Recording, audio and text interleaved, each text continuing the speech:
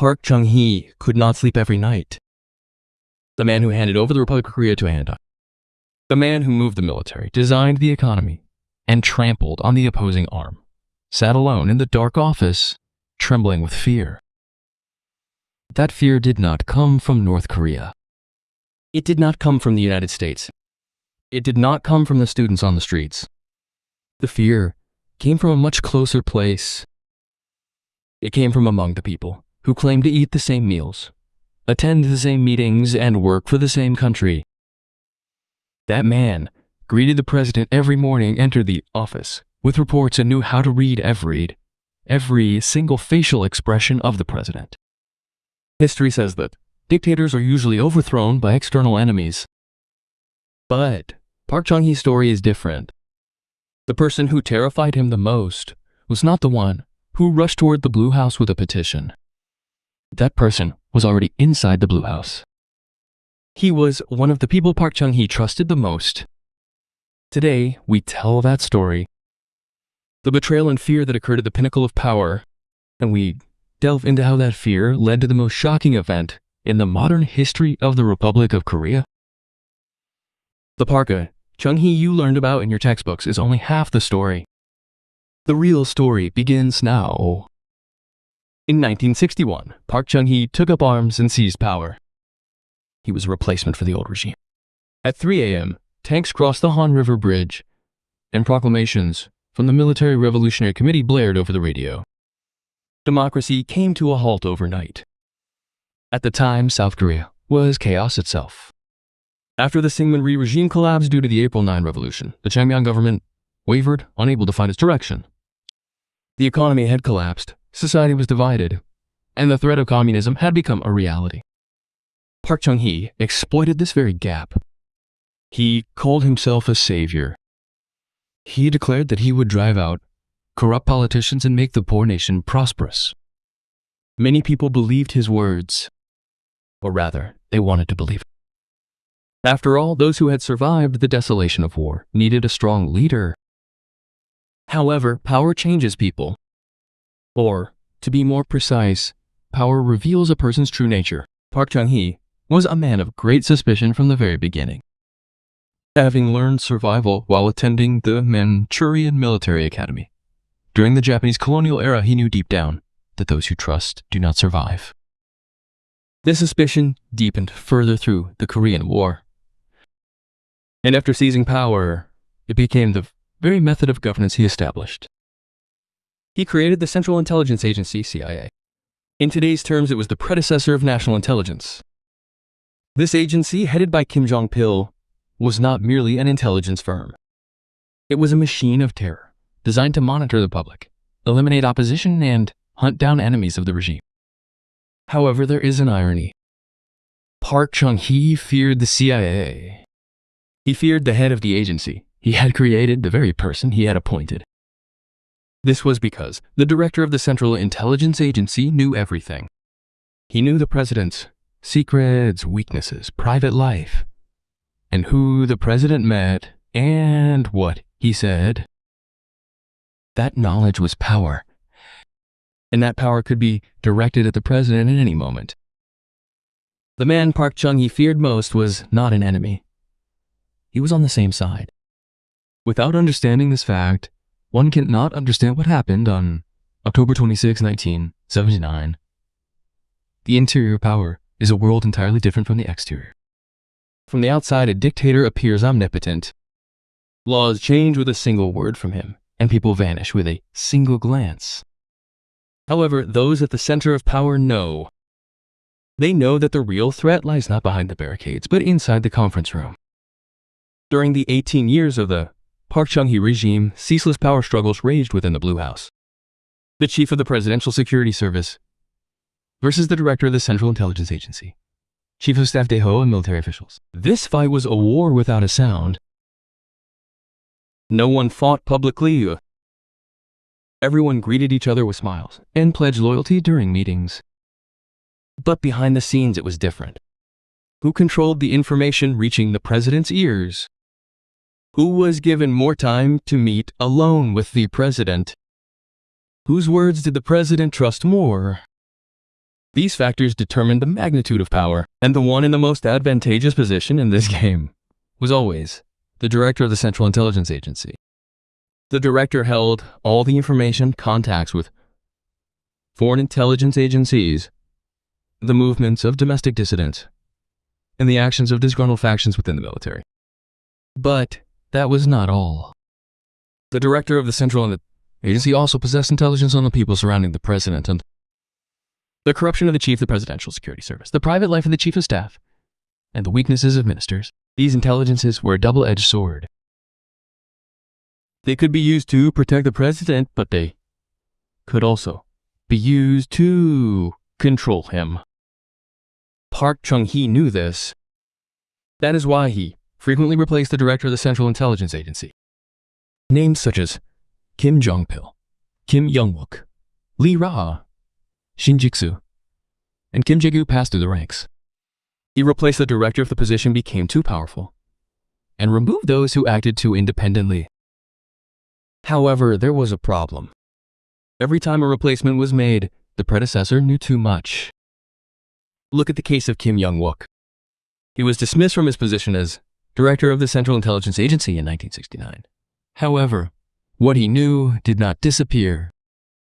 He went to the United States and leaked secrets of the Park Chung-hee regime. Park Chung-hee took action, and eventually Kim Young-wook vanished without a trace. In Paris in 1979, it was murder. It was ordered by the regime. And ironically, the one who carried out that order was another director of the Central Intelligence Agency. In the world of power, yesterday's executor becomes today's target. Park Chung-hee knew this fact better than anyone. That is why he was even more afraid. He never knew when the person he had planted might point a gun at him. That fear subsided in the 1970s. In 1972, Park Chung-hee proclaimed the Yushin Act. He officially abolished even the democracy that had remained only in form. The direct presidential election system disappeared. The power of the National Assembly was drastically reduced. Emergency measures were invoked indiscriminately, and voices of criticism were immediately cast out. On the surface, Park Chung-hee became stronger. However, internally cracks began to appear. After the Yushin Act, Park Chung-hee became even more reclusive.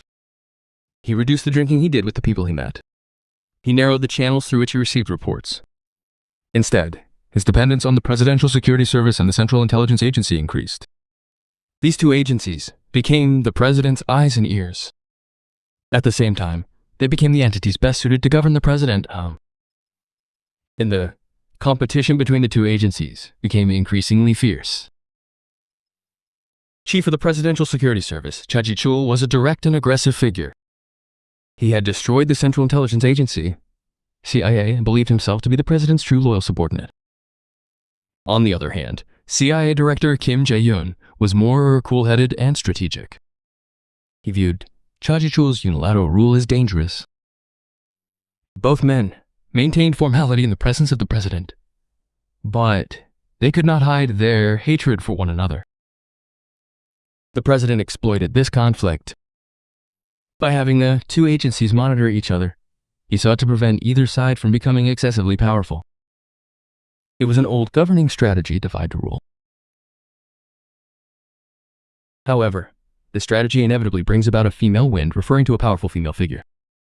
In 1979, that female wind arrived. In 1979, South Korea was on the brink of explosion.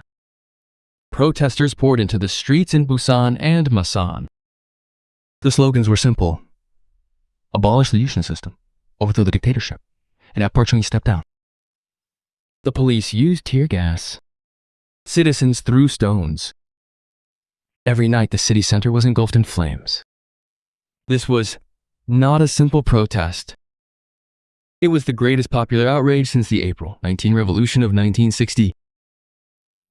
Park Chung-hee wavered. Although he had maintained power his entire life, this time was different. The economy was shaken by the 5-day shock. Public sentiment had crossed a critical threshold, and even the United States was applying pressure over human rights issues. The atmosphere inside the Blue House had also changed. Chief of Security Cha Ji-chul was hardline. He reported to Park Chung-hee We must send a delegation. It would have been sufficient to demobilize only Gwangju. Cambodia maintained its nation even after killing 3 million people. We can do it too. 3 million. The person standing beside the president was one who spoke of that number, as if it were nothing. Kim Jae-gyun, the director of the Central Intelligence Agency, thought differently. He saw the scene firsthand. He toured the protest sites in Busan and Masan, and wrote a report. This is the pent-up resentment. It is the will of the people. If we suppress it by force, it will lead to an even bigger explosion. A political solution is needed. However, the president listened to Cha Ji-chul more often. Kim Jae-gyun felt disillusioned. The Central Intelligence Agency report was filtered out. Cha Ji-chul had whispered into the president's ear first, and the conclusion that Kim Jae-gyun's analysis would be conveyed was already predetermined. In this process, Kim Jae-gyun realized something. Or, to be more precise, he became convinced. The country is ruined because of Cha Ji-chul. The president cannot see reality because of Cha Ji-chul. A sea of blood will break out because of Cha Ji-chul. But was that really all there was to it? Later, history asks the question, was Kim Jae-gyun's motive truly purely for democracy and the people? Or was it a personal animosity toward Cha Ji-chul in a sense of being pushed out of the power struggle and a choice made for his own survival? The answer is not easy. Perhaps everything was intertwined. Human motives are always complex, especially in the world of power. October 26th arrived. That evening, a banquet was held at the Gyeongdong safe house. Kim Jong-il, Cha Ji-chul, Kim Jae-gyun, and a few aides gathered and dismissed. On the surface, the atmosphere was ordinary. Alcohol flowed. A singer performed. However, Kim Jae-gyun had already made up his mind. He sat there with a pistol concealed in his bosom. At 7:40 p.m., he rose from his seat. He went to the restroom and returned. Then he took out his gun. The first gunshot rang out. It was aimed at the chief executive. The second gunshot rang out. This time it was Park Chung. Power that had lasted for 18 years ended in a mere few seconds. The one who fired the gun was not an external enemy. It was the person closest to him. It was someone within the very structure that Park Chung-hee had created, trusted, and feared. That is the true horror of this story. A dictator aims the barrel of his gun outward.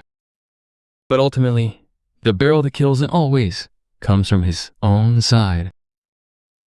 And this is mostly the inevitable result of the structure of fear and distrust created by the dictator himself. The man Park Chung-hee feared most was not an enemy. He was on his own side. And that fear eventually became reality. Kim Jae-gyun was a quiet man. While Cha Ji-chul raised his voice in the conference room, slammed his fist on the desk, and flaunted his presence before His Excellency Kim Jae-gyun, sat quietly, listening. He took notes. He read expressions. And he said nothing. People called it composure. But it was not composure. It was the face of someone who had trained for a long time to swallow his anger.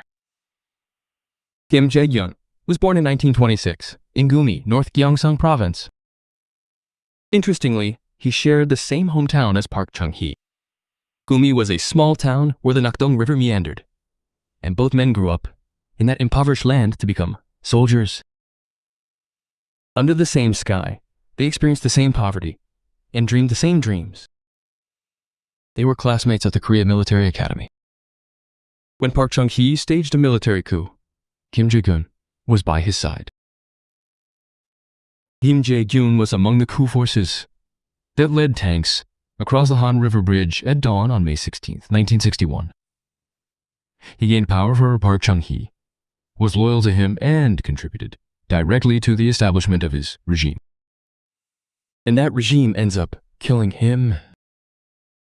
The irony of history always works this way. Kim Jae-gyun was appointed director of the Central Intelligence Agency in 1976, succeeding Shin Ji-gusu. Park Chung-hee granted him immense power, instructing him to control all domestic and foreign intelligence, manage anti-regime figures, and take responsibility for the regime's security. However, at the same time, Park Chung-hee placed Cha Ji-chul in the position of Chief of the Presidential Security Service. One must remember Cha Ji-chul's name. Born in 1934 in Gyeonggi Province, he was a typical hardliner with a military background. He enjoyed Park Chung-hee's full favor and used that favor to build an independent power base within the Blue House. He viewed the Central Intelligence Agency as a rival organization and personally antagonized Kim Jae-gyun. In meetings, Cha Ji-chul often disregarded Kim Jae-gyun's reports. Even worse, Park Chung-hee turned a blind eye to it. There was an incident like this. Kim Jae-gyu entered the Blue House carrying an analysis report from the Central Intelligence Agency. It was a detailed analysis of the opposition parties, movements, and proposed political solutions. However, as soon as the meeting began, Cha Ji-chul interrupted. Such moderate voices are unnecessary. Each of you needs strong resolve. Park Chung-hee nodded. Kim Jae-gyun closed his report. Those present later testified about the look in his eyes at that moment. They said it seemed as though something had been broken. But it was not a break. It was the beginning of a resolution. Kim Jae-gyun had observed Park Chung-hee closely for 18 years. He knew Park better than anyone else. As that knowledge accumulated, what food he liked, what words made him angry, and what situations made him afraid, Kim Jae-gyun reached a single conclusion. Park Chung-hee had become unable to make judgments without Cha Ji-chul. That was the problem. And that ultimately changed everything. Cha Ji-chul showed Park Chung-hee things that were not reality. The protesters numbered only a few. Public support remained intact. The opposition party was divided. U.S. pressure was a bluff. His reports were always filled with the very content Park Chung-hee wanted to hear. Such a person always appears by a dictator's side. In a system where bringing bad news leads to expulsion, the way to survive is to bring only good news. Cha Ji-chul was a perfect practitioner of that rule. Kim Jae-gyun was different. He spoke of reality. However, those who speak of reality cannot stay close to power for long. In early 1979, Kim Jae-gyun felt that he was slowly being pushed out. Opportunities for private meetings with the president diminished. Obituaries from the Central Intelligence Agency began to filter Cha Ji-chul. His status within the Blue House changed. In that same year, a decisive event occurred. In August 1979, the YH Trading scandal broke out. YH Trading was a wig factory located in Mapogu, Seoul. It had grown significantly during the export boom, but after struggling with financial difficulties in the late 1970s, it declared bankruptcy. Most of the factory workers were women in their teens and 20s. To survive, they flocked to the headquarters of the opposition New Democratic Party. It was a sit-in. It was a desperate gesture. However, the Park Chung-hee regime interpreted this as a political challenge. The police entered the New Democratic Party headquarters. It was a forced dispersal. Workers were dragged out. In the process, a 21-year-old female worker, Kim Kyung-suk, died. She fell. There is still debate as to whether it was an accident during the crackdown or due to other reasons. However, what is more is that her death became a turning point. Kim Young-sam, the president of the New Democratic Party, raised his voice. He gave an interview to the New York Times and stated that the United States should reconsider its support for the Park Chung-hee regime. Park Chung-hee turned a blind eye. He then expelled Kim Young-sam from his position as a member of the National Assembly. It was an unprecedented measure. The consequences were far greater than expected. Opposition lawmakers resigned en masse. Public sentiment in the Busan and Masan regions exploded. Protests began in the Gyeongnam area, which was Kim Young-sam's regional base. On October 16, students from Busan National University took to the streets. The next day, citizens joined them. It was the Buma Uprising. Police stations were burned down. The MBC broadcasting station was raided. The tax office was destroyed. The unrest spread to Masan. The crowd's voice was one, abolish the Yushin Constitution. Down with the regime. The air in the Blue House froze. Park Chung-hee convened an emergency meeting that night. Cha Ji-chul spoke first. We must declare martial law. We must deploy the military to completely suppress this. This must not be forgiven. Then came that famous remark. In Cambodia, they killed 3 million people and still maintained the country. It is acceptable for 2 or 3 of us to die. The room fell silent. Kim Jae-gyu looked at Cha Ji-chul. Those present later said that what was contained in that gaze was contempt, and that hidden behind it was something even colder and more decisive. Kim Jae-gyu spoke up. Kaka, the problem is public sentiment. These are not rioters. The people have taken to the streets. If we resolve this by force, it will only spark an even bigger fire. Cha Ji-chul immediately retorted. Keep the central government accountable. Military judgment is handled by others. That remark was not a simple rebuttal. It was a public insult. Park Chung-hee looked back and forth between the two men. And he said nothing. Silence. That silence spoke volumes. Kim Jae-gyun left the conference room. As he walked down the hallway, he thought of one thing. This country is currently heading in the wrong direction because of one man, Cha Ji-chul. The president is seeing nothing. And I have no way to stop it. No way to stop it. That thought began to spread like poison. That same night, Kim Jae-gyun called a subordinate. He said there was something that needed to be prepared in secret. He did not mention specific details. However, his voice was different from usual. It was the voice of someone who had already made a decision. Later, at the trial, Kim Jae-gyun said, I acted to return this country to democracy. I eliminated the Park Chung-hee family to end the dictatorship. His Excellency Cha Ji-chul was ruining things. I wanted to save the Republic of Korea. The judge asked, then why didn't you kill only Cha Ji-chul, but also the president? Kim Jae-gyun remained silent for a moment. That silence may have been the most honest answer. It was the afternoon of October 26, 1979. At a secret safe house belonging to the Central Intelligence Agency, CIA, in Gangjeongdong, Jongno-gu, Seoul. From the outside, it was impossible to tell what the building was used for. Low walls, a quiet courtyard, and an ordinary exterior. However, it was here that the history of the Republic of Korea would change. Kim Jae-gyu had been acting strangely since that morning. His subordinate, Park Seon-ho, a senior official at the CIA, later testified, quote, no, the director was different that day than you. His expression was rigid, and he sat alone for a long time. He seemed to be thinking about something, but the atmosphere made it impossible to ask what it was. At 6 p.m., Park Chung-hee arrived at the Gungjung safe house.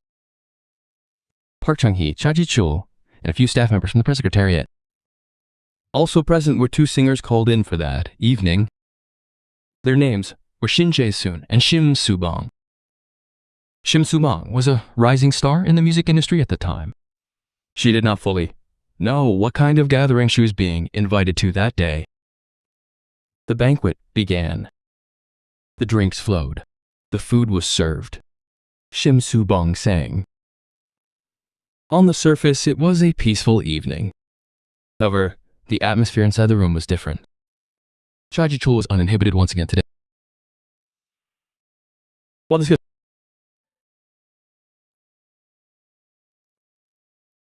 Kim Ji around 7 p.m.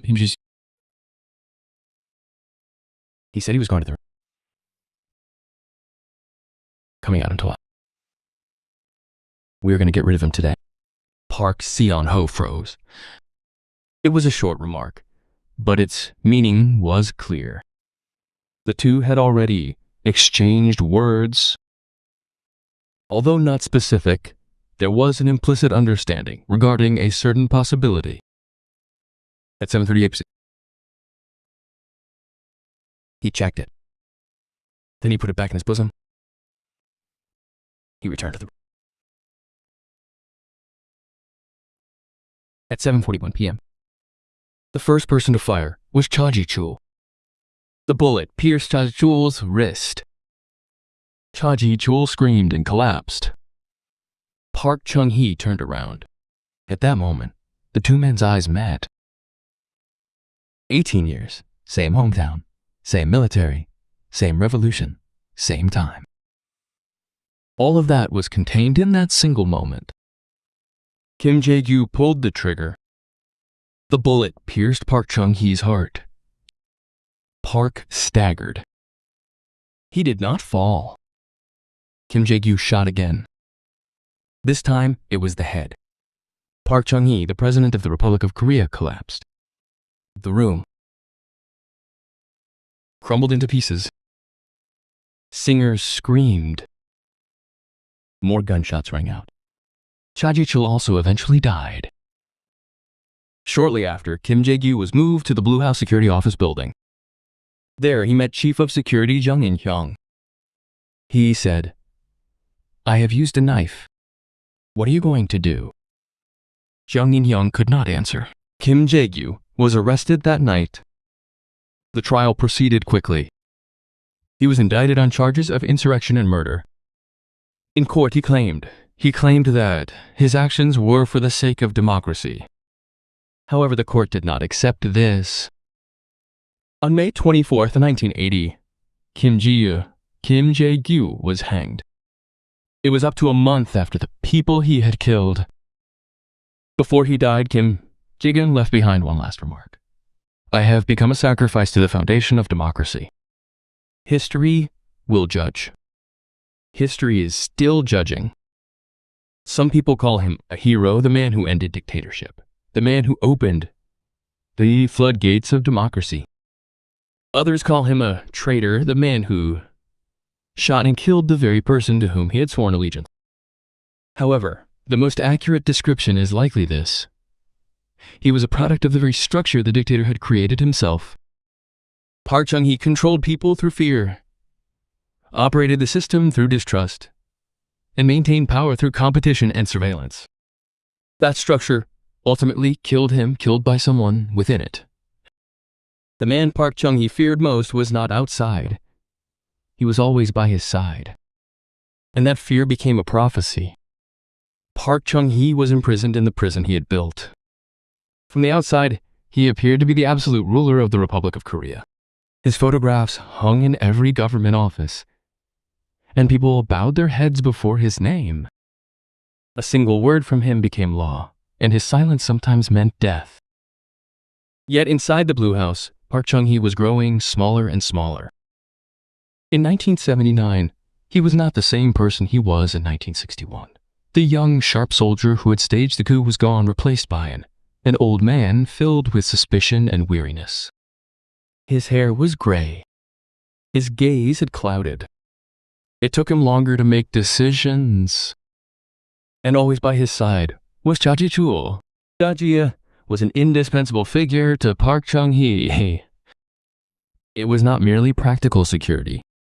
He became Park Chung-hee's eyes, ears, and sometimes his brain. Before Park Chung-hee could make a decision, Cha Ji-chul would offer the answer first. When Park asked about public sentiment, Cha Ji-chul would fabricate and present the reality.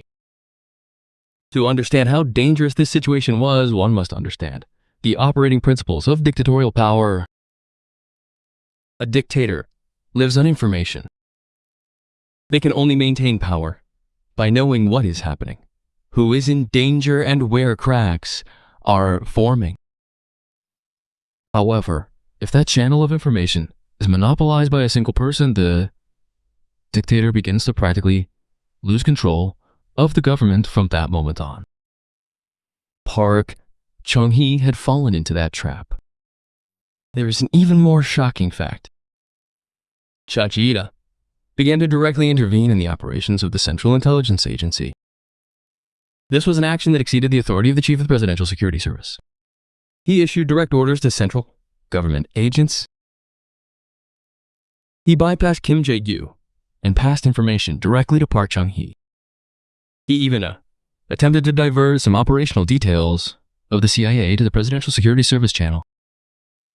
This was not a simple power struggle. Cha Ji-chul was, in effect, trying to remove Kim Jae-gyu from the president's side. Kim Jae-gyun knew this fact, and he knew something even more terrifying, that Park Chung-hee was using it as leverage or perhaps even going beyond mere leverage to actually allowing it. The head of a nation's government agency was being pushed aside by the president's secretary. That experience was not merely a professional matter of survival.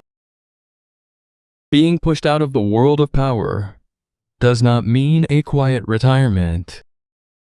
Past events are dug up, responsibility is assigned, and sometimes imprisonment, or sometimes something worse awaits.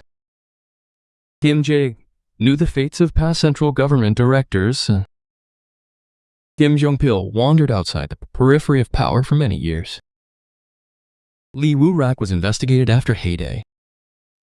Kim Young-wook disappeared in Paris. He was murdered. That too was a loss for the Central Intelligence Agency. It was the very agency he headed that had killed its predecessor.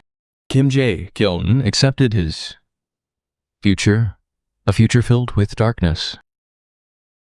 The day Cha Ji-chul took complete control, he would become a useless person.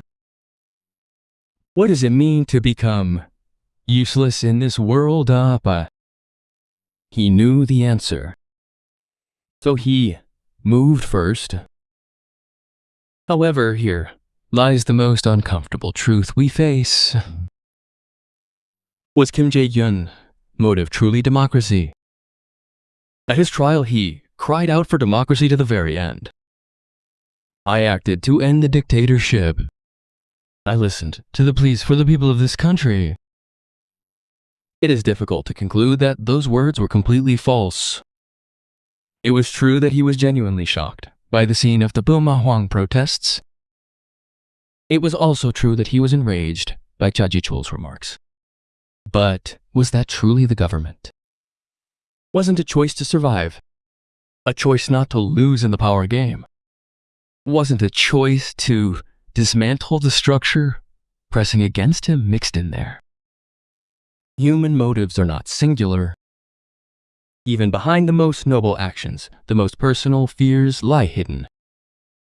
Even the most selfish choices can be rewarded under some pretext. Kim Jae-gyu's October 26th was a moment where those two things were so intertwined that they could not be separated. That is why this story does not become a mere tale of a villain and a hero. Park Chung-hee feared more than just Kim Jae-gyu. That is the true essence of this story. Throughout Park Chung-hee's 18 years in power, the same pattern always repeated itself around him. Keeping a trusted person by his side, cutting them off when they became too powerful, installing a new person, and then fearing them again. That cycle repeated endlessly. Historians call this the replicator's dilemma. A system is maintained only with strong subordinates. However, strong subordinates are always a potential threat. If weak subordinates are allowed, the system shakes. Risk accompanies any choice made. A dictator cannot resolve this dilemma. He can only manage it. And the moment the management fails, history changes. Park Chung-hee's biggest mistake was his failure to control Cha Ji-chul. Looking at the extent of Cha Ji-chul's authority, one can see that it was not merely an overreach of power by the chief of the Presidential Security Service. He effectively set out military council meetings. He called ministers to exert pressure, even intervened in diplomatic matters. The U.S. Embassy in Seoul perceived Cha Ji-chul as a figure of de facto vice presidential standing. A U.S. CIA document contains the following assessment. Cha Ji-chul is increasingly replacing Park Chung-hee's political judgment. He is extremely loyal, but that loyalty is having the effect of isolating the president, they see. U.S. intelligence agencies knew it too. They knew that Park Chung-hee was trapped. If so, did Park Chung-hee himself not know? He did. He knew. Park Chung-hee's decision to appoint Cha Ji-chul was not driven by blind emotion. It was a strategic choice. Cha Ji-chul was fiercely loyal, militarily competent, and above all, appeared to lack political ambition. Park intended to use him to keep other factions in check. However, his calculations were wrong. Cha Ji-chul became a power before he even realized it. No, knowing that he had become a power, he expanded that power even further. The more he received confirmation of the president's appointments, the bolder he became. He became more uninhibited. He sought to seize control of even more. And Park Chung-hee did not stop it. Why didn't he stop it? Here, a shocking possibility emerges.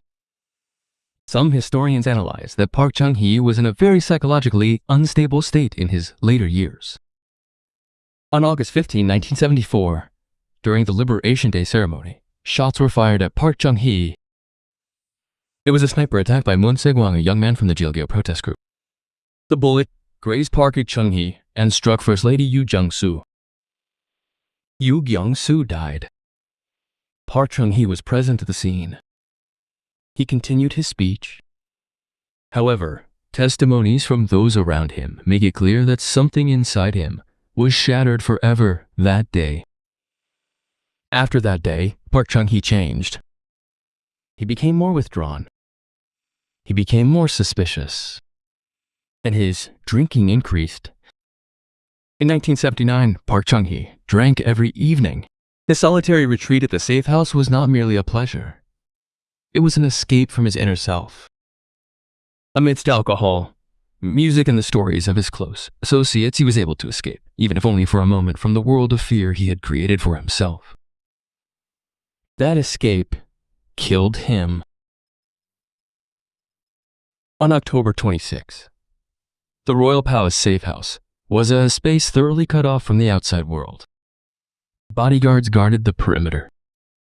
However, no one could stop what happened inside that day. This was because the security system itself was destined to be neutralized by Kim Jae-gyu. Park Chung-hee died in the very space he considered safest. And this was no coincidence.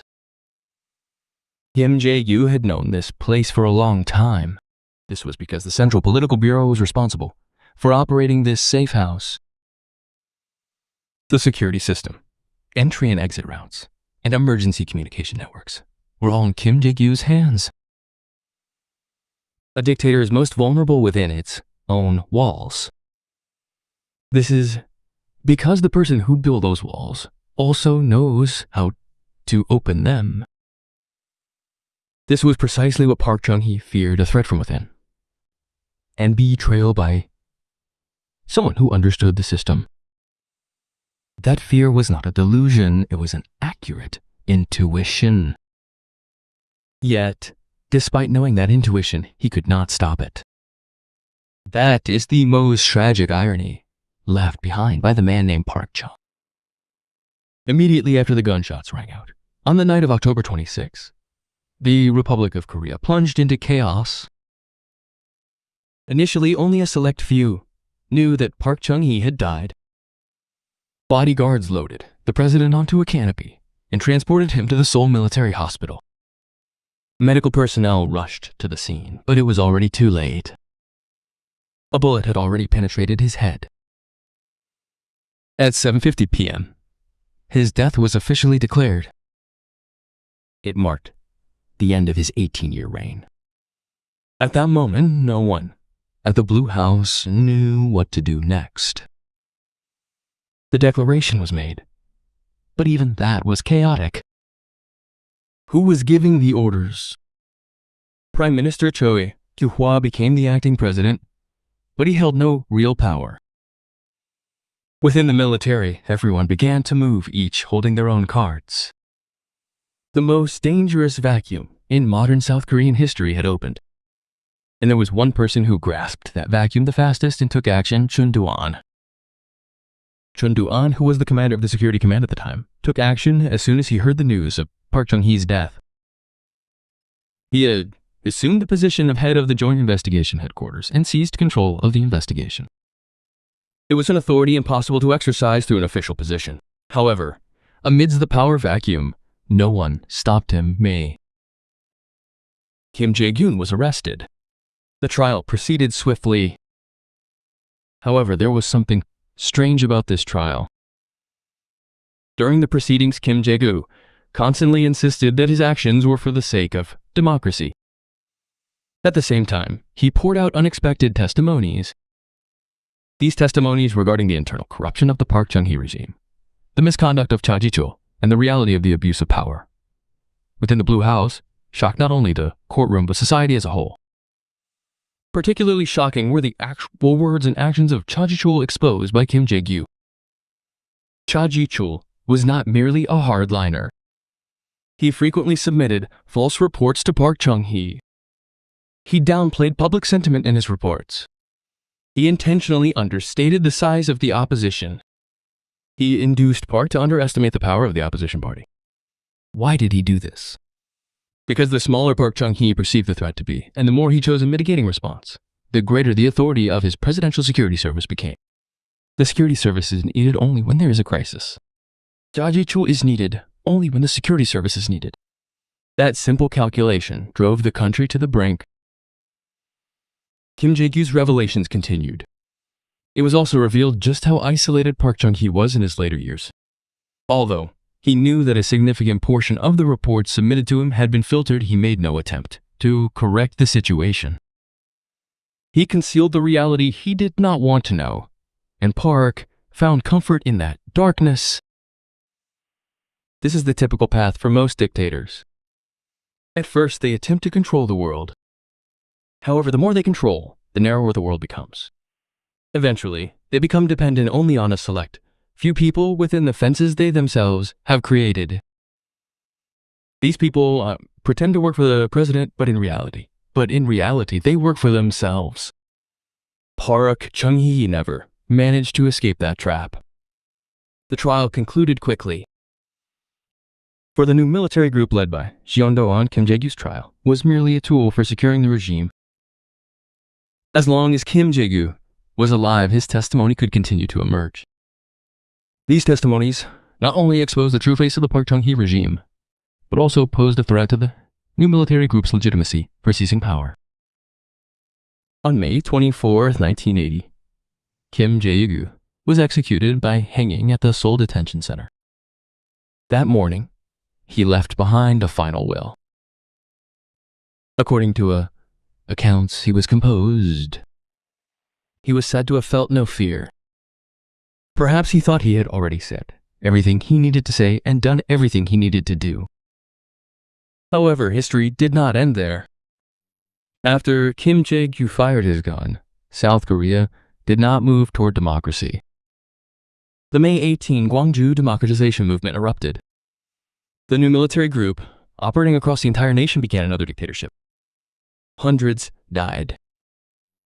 Democracy was suspended once again. The door that Kim Jae-gyu believed he had opened through his actions became the door through which another dictator walked in. This is the most cruel conclusion of this story. The death of one dictator did not bring democracy. It merely gave the next dictator an opportunity. And the starting point of it all was the simple fact that the person Park Chung-hee feared most was closest to him. Power can block external enemies. However, it cannot stop fear that grows from within. This is because it is something created by power itself. Park Chung-hee controlled others through fear throughout his life. And in his final moments, fear controlled him. It is said that history is written by the victors. However, there are sometimes stories where it is unclear even who the victor is. Looking at South Korea since October 26, no one can clearly answer for whom those gunshots were fired that night. Park Chung-hee is dead. Cha Ji-chul is dead. Kim Jae-gyu is dead. And democracy did not survive. Then, what won that night? Nothing won. Only one era ended. What did Park Chung-hee leave behind? This question still divides South Korea today. One side says, he is the man who created the miracle on the Han River. He is the man who built an industrial nation from scratch. He is the man who fed a poor country. The other side says, he is the man who trampled on democracy. He is a dictator who maintained his rule for 18 years through torture, oppression, and terror. He is the man who treated the people as mere numbers. Both are true. That is why the man named Park Chung-hee cannot be simply defined. And that is why this story has not ended even now, decades later. However, what we must focus on today is not his achievements or his sins, but his fear. Although Park Chung-hee held power his entire life, he was never free from fear for even a single day. Those who seize power by coup always think I too could be overthrown by a coup. Those who seize power by the Blue House always think the Blue House could turn against me. Therefore, he tried to control more. He tried to monitor more. He suspected more. But the more he controlled, the greater his fear grew. The more he monitored, the more he saw. The more he suspected, the more enemies he created. At the end of that vicious cycle lay Gung Jong-dong. The moment Kim Jae-gyu pulled the trigger, in a sense, it was a predetermined conclusion. The system Park Chung-hee had created swallowed him whole.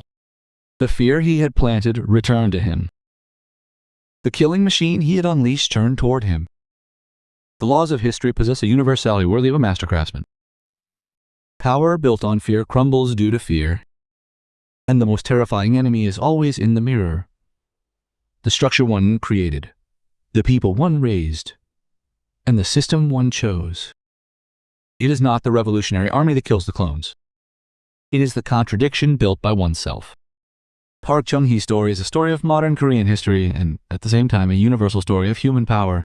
Caesar, Stalin, and Saddam Hussein all followed the same pattern. The cycle of fearing those closest to oneself, granting more power to suppress that fear, and where more power breeds more fear. No dictator in history has escaped that cycle. The man Park Chung-hee feared most was not that. It was his own side. And that allies were, in fact, beings created by Park Chung-hee himself. It was the fear, distrust, and oppression accumulated over 18 years manifesting in human form. Kim Jae-gyun was not a mere individual. He was the result that the Park Chung-hee regime was inevitably bound to produce.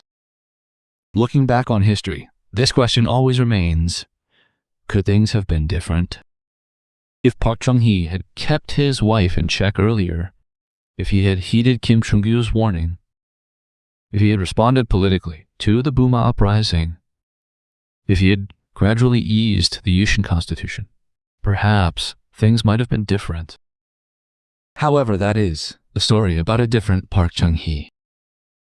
If the current Park Chung-hee were someone capable of making those choices, he would not have declared the Yushin Constitution in the first place. He would not have maintained an 18-year dictatorship. He would not have tried to control the people through fear. It is difficult for a person to escape their true nature. And that is the reason history repeats itself. Today, we spoke of Park Chung-hee and Kim Jae-gyu. However, this story did not end on October 26, 1979. This still ongoing somewhere. The tale of those who grant power, those standing beside that power, and the fear, distrust, and betrayal that between them never ends as long as humanity holds power. The Namjoon that Park Chung-hee feared most was not outside. He was always inside. And that person might be around you at this very moment.